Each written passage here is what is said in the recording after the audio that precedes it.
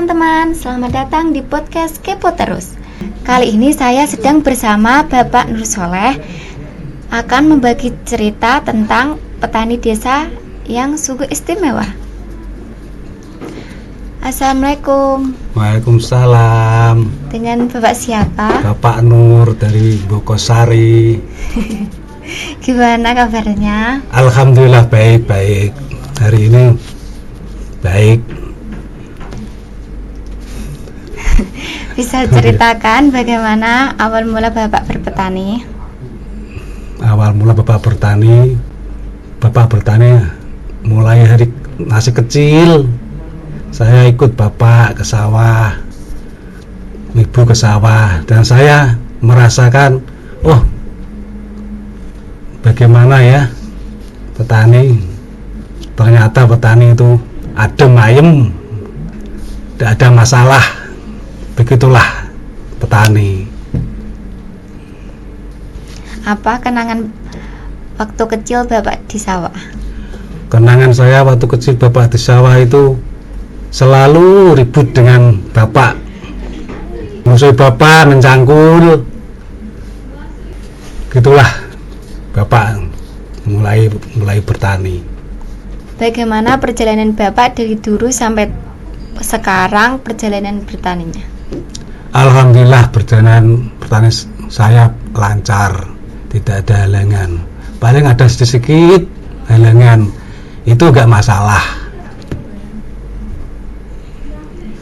Siapa sosok paling menginspirasi Bapak waktu bertani?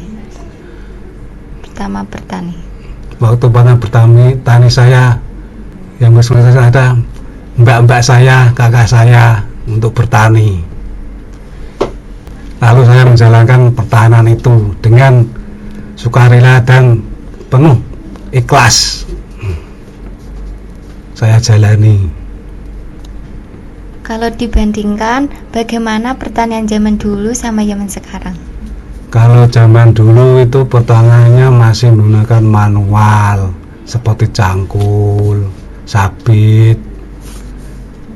Kalau bajaknya itu pakai kerbau, terlalu lama. Tapi zaman sekarang sudah menggunakan mesin modern seperti traktor dan yang lain-lainnya. Itu kan lebih cepat, kan tidak terlalu lambat masa tanamnya. Bisa ceritakan aktivitas Bapak bangun pagi sampai aktivitas harian? Kalau aktivitas Bapak itu bangun tidur, sesudah sholat itu langsung ngambil sabit, ngambil cangkul, langsung ke sawah atau ke kebun, melihat-lihat keadaannya di sana. Kalau tanamannya tidak ada banyunya, airnya ya diairi. Kalau tidak bersih atau ada gulmanya, ada suketnya, itu saya cabuti kersanya biar resik atau bersih. Dan setelah duhur, setelah sholat saya berangkat lagi. Ya begitu lagi lah sampai sore petang saya pulang ke rumah. Menurut Bapak, apa momen paling sulit saat Bapak bertani? Masa sulit saya Bapak bertani itu masalah kendala modal, terutama modal. Kedua, cari pupuk kalau sulit lah itu. Dan masalah hama-hama.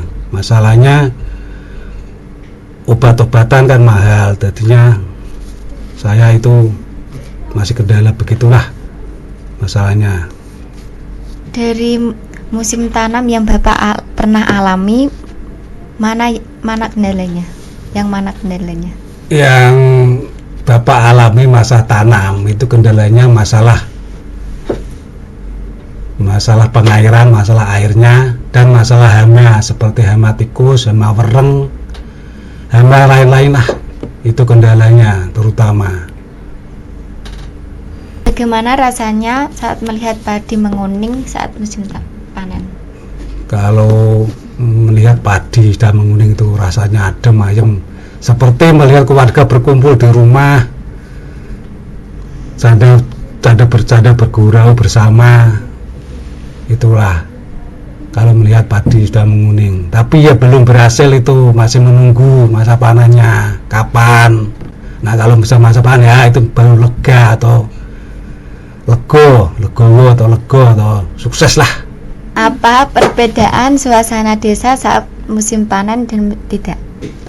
Kalau musim panen itu pedesaan ya rame masalah pangan, ya masalah jual beli bisa rame semuanya lah, tidak sepi. Kalau tidak panen kan masalahnya ibu-ibu kalau belanja kan tidak ada sing buat belanja. Kalau panen kan ada, soalnya kan banyak hasilnya lah.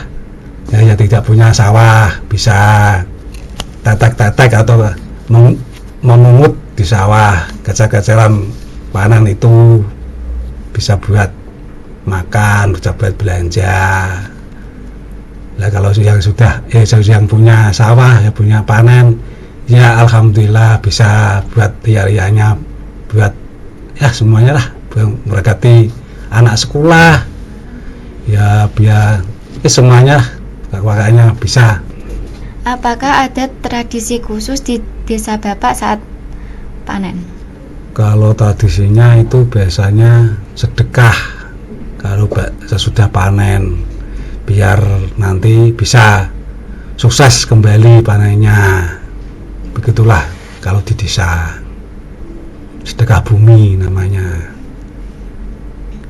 Bisa ceritakan bagaimana harga pupuk dan harga padi saat penjualan?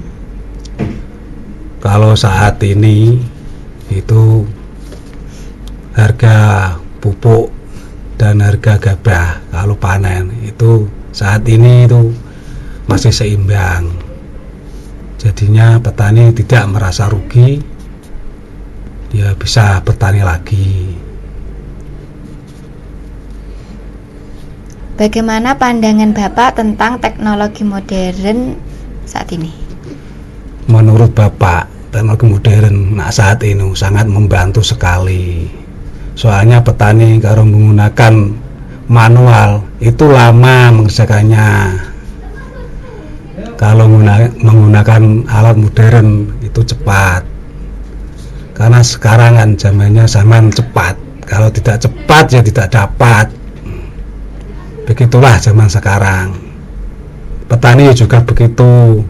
Kalau tidak cepat ya tidak beruntung, tidak hasil. Kalau petani sekarang, kalau petani dulu ya nggak dulu itu semuanya manual, jadinya lama. Masa panen itu bisa mencapai 6 bulan. Kalau sekarang itu 3 bulan sudah panen. Kadang-kadang masih kurang sudah bisa panen. Itu sekarang kan ada benih yang unggul. Begitulah sekarang perbedaannya masalah mesin modern kali manual. Menurut Bapak, apa yang dibutuhkan petani biar bisa lebih sejahtera? Kalau menurut Bapak, petani bisa sejahtera, ya justru harus didukung dengan dari pemerintah, masalah alat-alat, masalah mesin-mesin itu, benih-benih, bibit-bibit itu biar bisa sukses petani. Dari itu dia juga ada pengairannya yang baik. Soalnya kalau tidak ada pengairan itu petani ya susah, tidak bisa lancar pertanyaannya. Begitulah. Bagaimana kelompok tani membantu Bapak dalam pertanian lain? Biasanya kelompok tani itu kalau ada kumpulan itu masalahnya ya menceritakan caranya, bagaimana caranya menanam, caranya kalau ada serangan hama itu diberi apa, supaya jelas dan paham. Jadi petani kan bisa mencobanya di hari nanti, bisa mencobanya penyuluhan begitu dilaksanakan dengan sungguh-sungguh biar panennya nanti bisa sukses dan baik. Apakah Bapak pernah ikut program pertanian dalam pemerintah? Tapi Bapak agak pernah, tapi Bapak kan ikut-ikutan. Yang pernah itu biar bisa imbang lah, bisa berapa menyaingi dengan yang sekolah itu. Apa arti sawah menurut Bapak pribadi? Menurut Bapak, masalah sawah itu tempat untuk memberi nafkah atau bisa menafkahi keluarga dan bisa untuk bermanfaat bagi diri kita sendiri, karena sawah itu tempat penghasilan bagi petani. Tidak untuk petani juga, semua orang membutuhkan sawah. Menurut Bapak, apa perbedaan seorang petani dan pekerja lainnya? Kalau petani itu menurut saya itu pekerjaan yang sistemnya itu pribadi, tidak tergantung orang lain. Diulah manapun, begini pun itu hak pribadi, tidak ada yang memerintahnya, tidak ada yang menyuruhnya.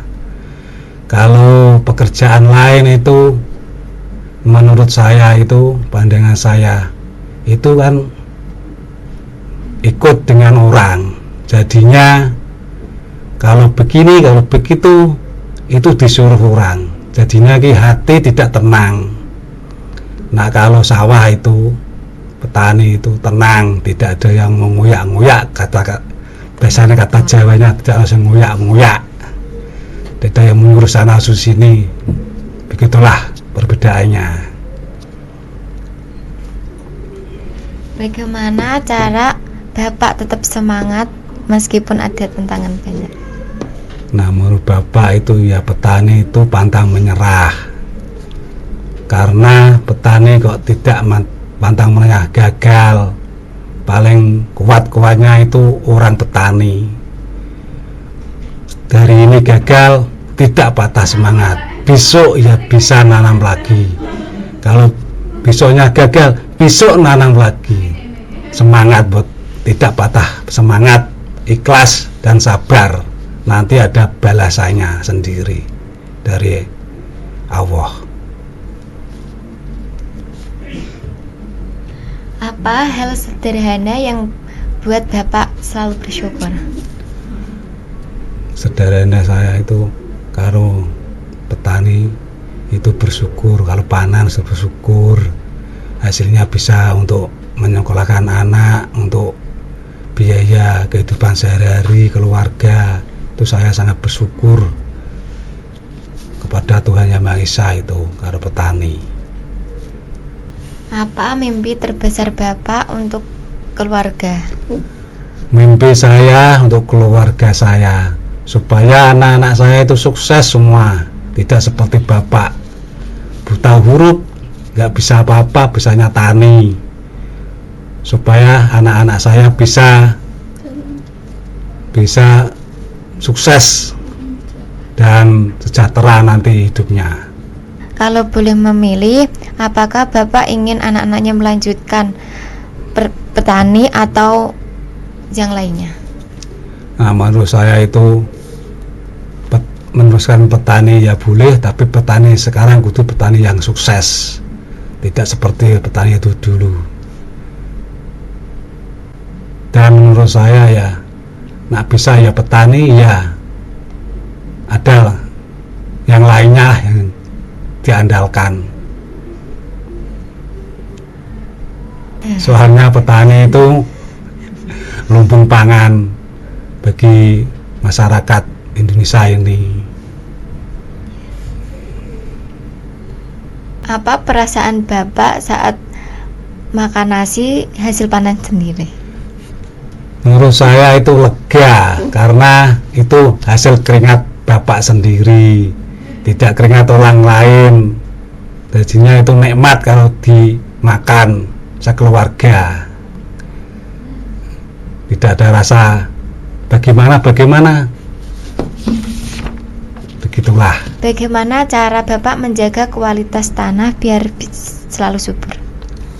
Menurut Bapak, tanahnya biar subur itu diberi pupuk organik dulu, dibajak dulu, diberi air, ya diberi pupuk, dicaruh pupuk kimia ya boleh. Begitulah caranya mengolah tanah biar subur. Selain padi, Bapak pernah coba tanam tanaman lain? Ya pernah, seperti kacang-kacangan, seperti kacang hijau, kedelai, ya pernah jagung, ya pernah saya nanam sayuran, ya pernah. Ya saya sudah menjalani semuanya lah, seperti coba-coba mana yang hasil. Kalau musim kemarau panjang, apa yang Bapak lakukan? Kalau kemarau panjang itu Bapak menanamnya kacang hijau, karena airnya sedikit. Kalau nanam padi kan airnya banyak, mana mungkin ada dari mana. Ya bisa kacang hijau, bisa jagung, nah itu yang airnya sedikit-sedikit itu, biar bisa berbuah nanti. Bagaimana tanggapan Bapak tentang pupuk organik? Kalau pupuk organik itu menurut saya itu baik tanah, tapi lama suburnya. Kalau menggunakan pupuk organik itu lebih baik itu kalau bahasa Jawanya itu ngeloloni, ya, supaya merasuk atau meresap di tanah. Kalau hasil panen melimpah, biasanya dijual kemana? Biasanya itu kalau panen melimpah itu dijual ke tengkolak. Biasanya langsung ke pasar, ke Bulog, tempat penyimpanan padi. Apakah harga lebih bagus langsung jual? Kalau petani itu ada yang langsung dijual, ada yang disimpan dulu. Tapi sekarang, monggo Bapak sekarang itu nyimpan dan langsung jual, saya suka langsung dijual, karena nyimpan itu terlalu lama. Ya biar mudah sedikit atau naik sedikit kan senang yang langsung dijual itu. Menurut Bapak, apa kelemahan sistem tengkulak? Kelemahannya sistem tengkulak itu biasanya saingan, kata saingan. Ada yang naikin, ada yang turunin. Kadang-kadang kalau sudah mendapat banyak itu langsung harga langsung turun. Begitulah sistemnya tengkulak. Kalau dibandingkan, lebih unggul menjual padi atau beras? Nah, menurut saya ya hasilnya ya hanya hasil dijual beras, karena kan sistemnya prosesnya kan lama, ya menggiling dulu terlalu lama kan, hasilnya banyak yang langsung dibuat beras itu kan hasilnya banyak kan. Begitu kalau dijual langsung kan tidak hasil. Apa arti panen menurut Bapak pribadi? Menurut Bapak itu panen ya padi sudah menguning itu dipanen, itu menurut Bapak panen. Pernah nggak Pak panen gagal tapi tetap bersyukur? Pernah waktu dulu atau zamannya tikus banyak itu ya pernah gagal Bapak. Nah, ada banjir ya Bapak pernah gagal, tapi Bapak semangat, tidak patah semangat Bapak. Bapak langsung berusaha lah supaya bisa berhasil. Bagaimana tahun ini gagal, tahun depan bisa beruntung ya nggak tahu, seperti usaha. Kalau hujan deras saat panen, bagaimana Bapak mengatasinya? Biasanya kalau hujan, kalau panen itu dulu sebelum ada mesin pengering itu ya di kalau bahasa Jawanya dijereng di rumah supaya tidak kehujanan. Tapi sekarang zaman sekarang itu ada pengering, tidak susah sekarang ada pengering, itu bisa masuk pengering 3 jam sudah kering. Apakah Bapak pernah kerja selain berpetani? Pernah saya Bapak bangunan atau proyek itu pabrik, di pabrik pernah, di proyek pernah. Tapi yang saya rasakan itu kerja di pabrik, di proyek itu masih enak kerja di sawah atau jadi petani itu. Kenapa tetap memilih berpetani? Ya itulah, suka, damai, petani itu damai, suka ya, penuh tanggung jawab sendirilah, tidak ada yang ngatur atau tidak ada yang bagaimana lah. Itulah petani. Apa yang paling Bapak syukuri saat petani, jadi petani? Saya biasanya bisa syukuri itu kalau panen itu saya syukur. Saya sudah panen biasanya sedekah kepada tangga-tangga. Itu saya sangat syukur sekali. Dan teman-teman dan sama saudara sudah panen itu saya sedekahkan hasil panen saya sedikit ke tetangga-tetangga. Bisa ceritakan saat Bapak kerja di pabrik? Pada saat Bapak kerja di pabrik itu, kerja saya kan berat di kayu. Pada saat itu kan saya masih belum terbiasa kerja seperti itu. Saya disuruh sana, suruh sini sama mandornya. Saya ya diam aja, saya suruh sana, suruh sini. Bayaran sedikit, disuruh sana sini. Saya diam, tidak pernah membantah Pak Mandor. Karena itu kan mencari nafkah. Mencari nafkah itu dengan ikhlas dan sabar. Tidak usah begini begitu. Yang penting niatnya cari nafkah buat keluarga.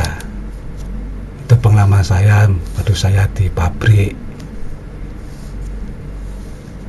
Pada saat itu teman-teman minta naik gaji, ya saya disuruh ke depan, disuruh minta naik gaji. Saya ikut aja. Tapi kelamaan dinaikin gajinya. Kelamaan kan saya disuruh lagi kan, disuruh minta naik lagi. Tapi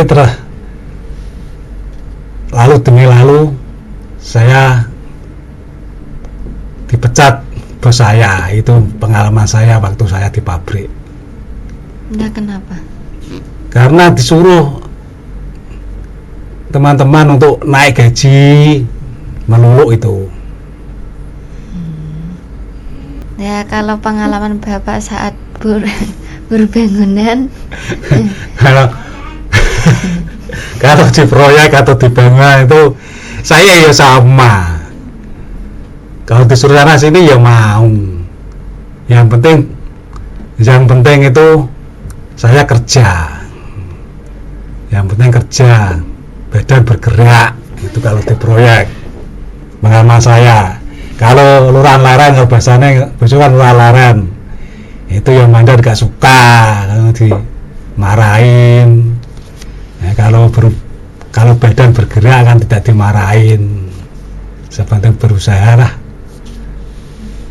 Kalau pengalaman saya di proyek begitu. Tolong ceritakan perbedaan petani, buruh pabrik, dan buruh dan proyek. Kalau pabrik kan begitulah, disuruh, masih ikuti orang, jadinya begitu. Di proyek ya ikut orang. Jadi begitu cara suruh sana sini. Nah, begitulah kalau di pabrik, di proyek, di bangunan itu. Kalau petani kan sawahnya sendiri, sawahnya nyewa, itu kan punya sendiri.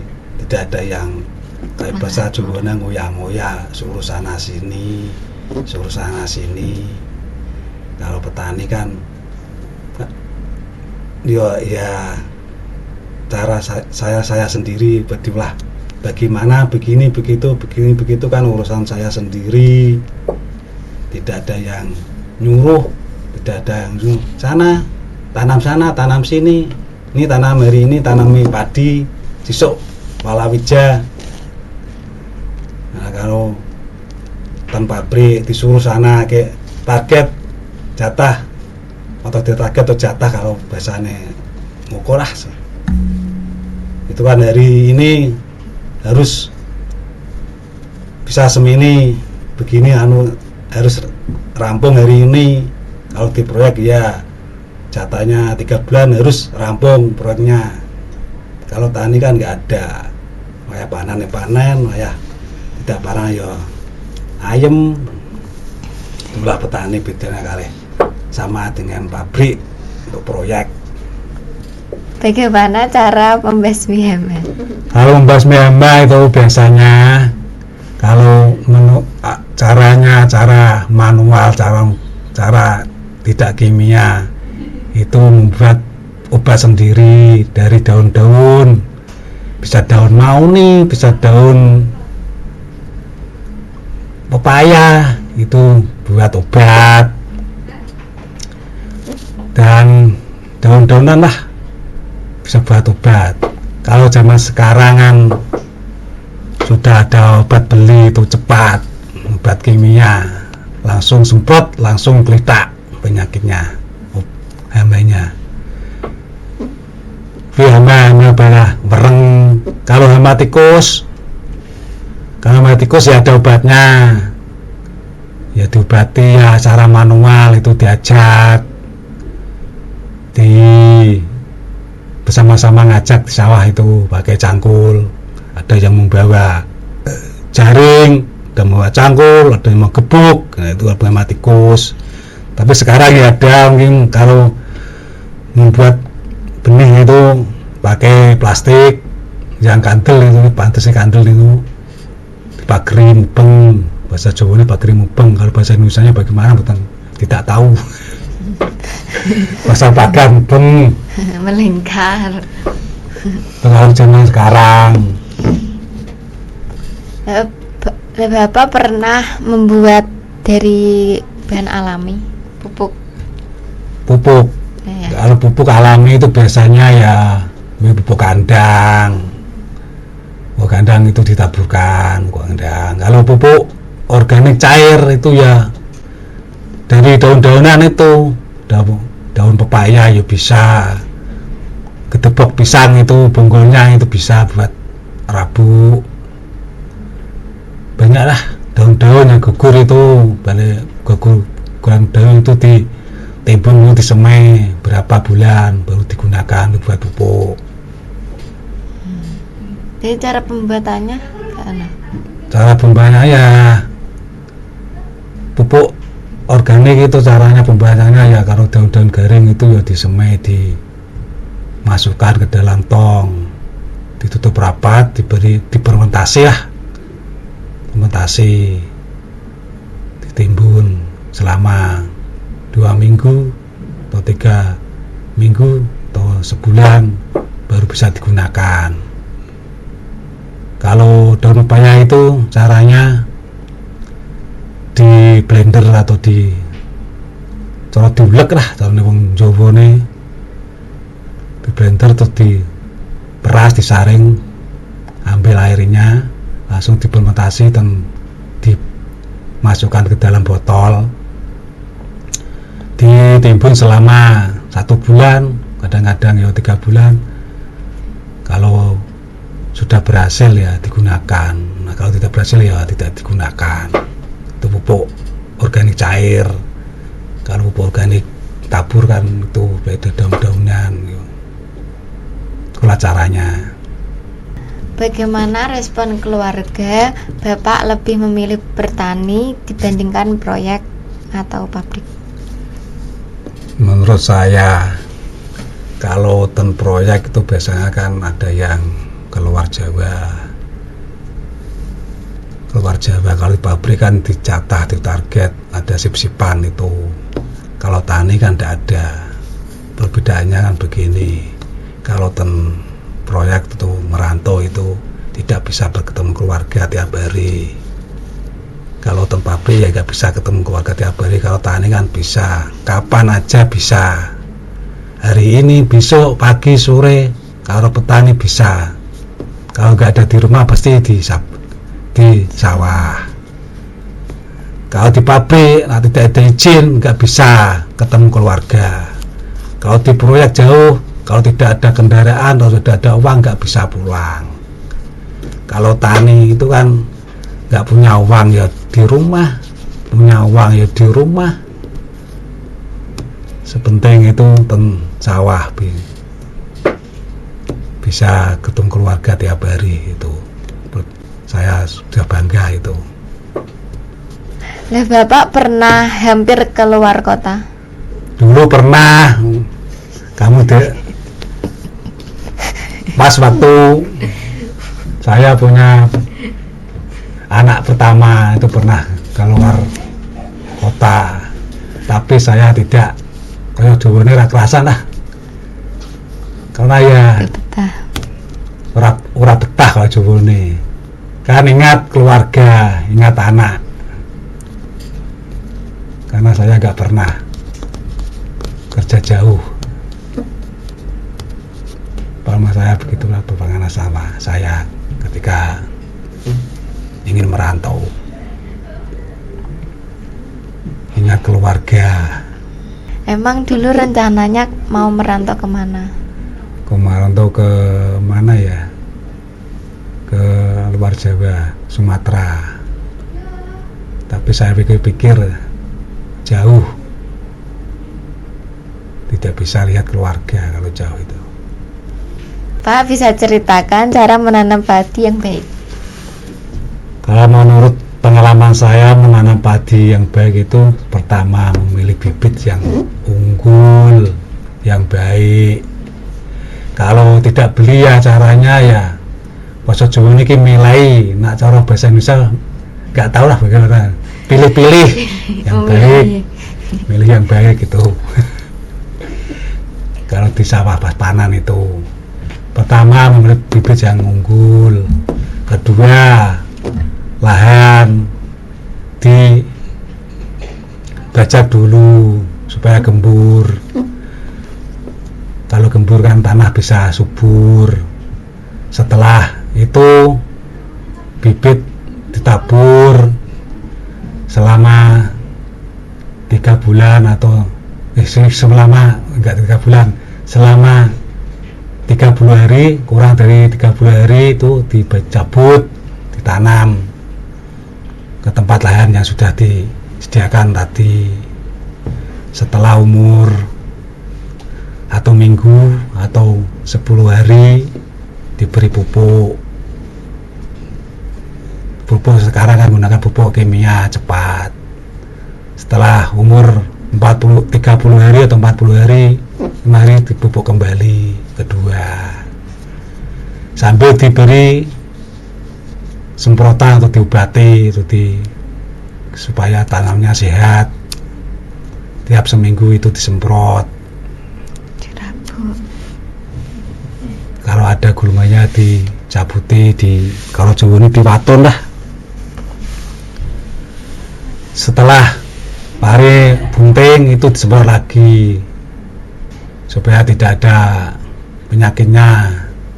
Yang kan sekarang kan banyak, ada walang-walang itu, ada wereng. Nah, setelah padi berbunga atau bunga diberi obat lagi, disemprot lagi supaya tidak dipangan penyakit lagi. Setelah menguning, dingkrok atau bahasa Jawa dingkrok, diberi obat lagi supaya nanti panen bisa baik, supaya padinya bertambah bobot. Kalau sudah menguning ya dipanen. Itulah caranya nanam padi. Terima kasih untuk Bapak sudah menyempatkan waktu datang untuk kesini. Sama-sama. Saya ya sudah terima kasih. Masya Allah, luar biasa cerita Bapak Nursoleh hari ini. Dari pertanyaan tadi, kita bisa belajar bahwa petani bukan sekedar mencari nafkah, tapi juga penjaga pangan bangsa. Dari sawah sederhana desa, larilah makanan yang sampai meja kita semua. Semoga cerita ini bisa membuka mata kita untuk lebih menghargai kerja keras petani. Dan bagi anak muda, jangan ragu untuk terjun ke dunia pertanian, karena masa depan pangan ada di tangan kalian. Saya pamit undur diri dari podcast Kepo Terus ini. Terima kasih sudah mendengarkan. Sampai jumpa di podcast aku selanjutnya. Bye-bye.